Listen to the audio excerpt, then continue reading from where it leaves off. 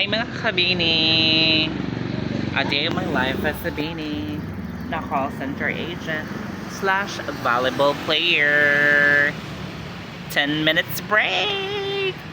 So mga kabini, our word for today is irenic, meaning promote peace, moderation, or reconciliation. At example sentence natin dyan mga kabini is, an irenic approach to problem solving is often more effective than a confrontational one. In Filipino, mapagpayapa, mapagkasundo, or nakapagkakasundo. At ang sample natin dyan mga kabini ay mapagpayapa ang kanyang paraan ng paglutas ng problema kahit madalas siyang kinukonsulta. May ganun mga kabini, oh. Isang A naman dyan!